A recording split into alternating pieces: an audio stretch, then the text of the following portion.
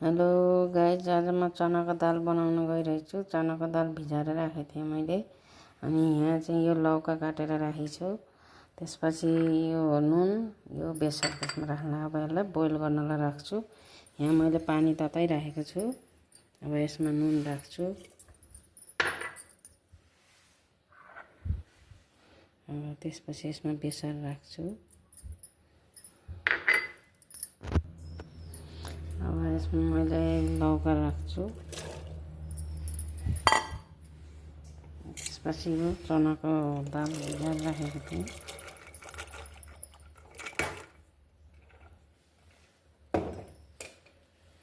अब यसलाई मैले ढक्कन लगाउँछु। ढक्कन लगाएर यसलाई कमसेकम 4 सिटी 5 सिटी जति हानेपछि यो पाक्छ। त्यसपछि फेरि यसलाई अब फ्राई गर्ने तयारी गर्छु म। कुकर ठन्डा भइसकेको छ। अब मैले दाल खोल्छु। अब दाल फ्राई गर्ने। हेर्नुहोस् त, अब कस्तो राम्रो गरेर पाकेछ। अब यो पाकेर भइसक्यो। अब यसलाई म फ्राई गर्ने तयारी गर्छु। त्यसको लागि यहाँ अब मैले कराई बसालेको छु। अब यसको सामग्री यहाँ झान्नुको लागि यहाँ मैले मिडियम साइजको 2टा प्याज काटेको छु। त्यसपछि यहाँ लौङ र दालचिनी, त्यसपछि यो खुर्सानीको धुलो, अनि यो चाहिँ गरम मसला, यो हरियो खुर्सानी, यो जिराको धुलो, त्यसपछि यहाँ चाहिँ साबुत जिरा, अनि यो लसुन अदुवाको पेस्ट। यो चाहिँ मैले मिडियम साइजको 3टा टमाटर काटेको छु। अब यसलाई फ्राई गर्ने तयारी। यसमा पहिला तेल राख्छु मैले।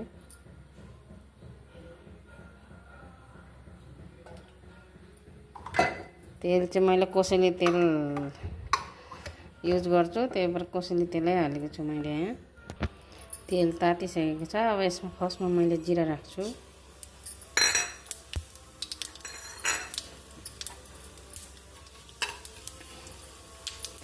जिरा राखिसकेपछि अब यसमा मैले प्याज राख्छु।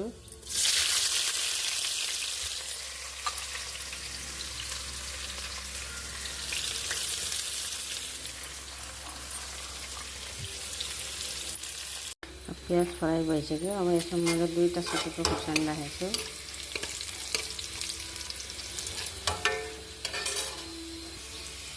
अब यसमा मैले लौङ र यो त्यो अलैँची राख्दैछु।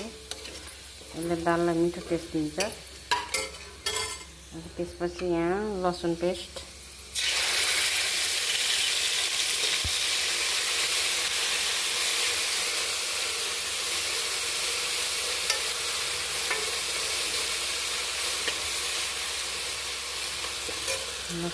राख्छु। अब यो खोर्सानीको धुलो पनि राख्दैछु।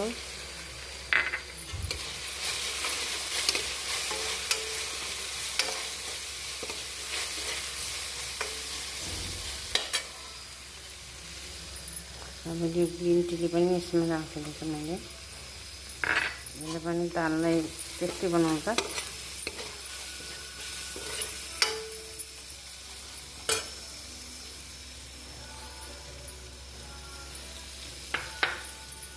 यो हिङ राख्दैछु।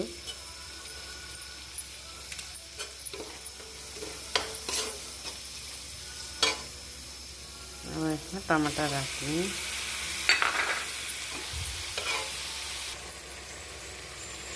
अब मैले जिरा धनियाँको धुलो राख्दैछु।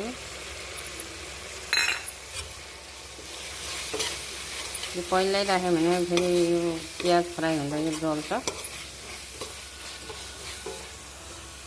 मैले यसमा हल्का पानी राख्दैछु।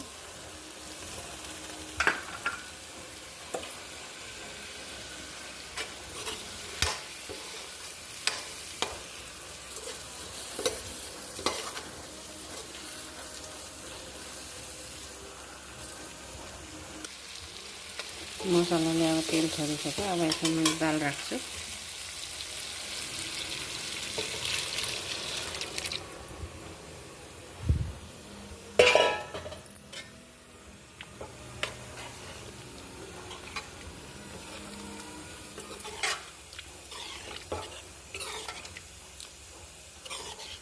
नुन र बेसर हामीले पहिल्यै राखिसकेको छौँ, त्यही भएर मैले अहिले पछिकोमा राखिनँ।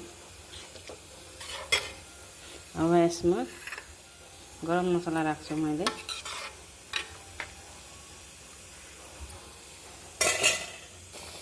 अब यो पाकिसकेको छ। एकछिन त्यसलाई मसला फ्राई गरेपछि एकछिन पाक्नु दिनुपर्छ, ताकि सबैले तेल मसला लागोस् भनेर।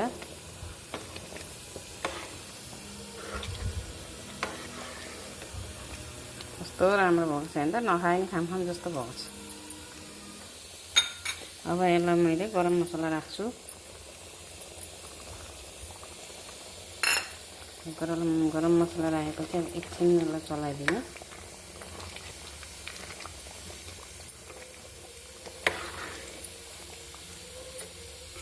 अब यसमा मैले धनियाँ राख्छु। अब यसमा थोरै धनियाँ राखिदिन्छु।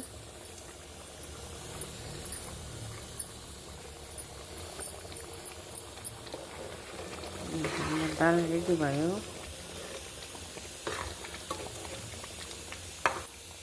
दाल रेडी भइसक्यो। अब हजुरहरूले यसलाई भातसित खाँदा नि हुन्छ, रोटीसित खाँदा पनि हुन्छ। दाल र सब्जी दुइटैको काम गर्छ। हजुरहरूले नि यसरी नै बनाएर खानुहोला, कमेन्ट गर्नुहोला। अनि यता मैले खाने भनेर यहाँ रेडी गरेर राखेको छु प्लेटमा भात, अनि दाल, आमको अचार।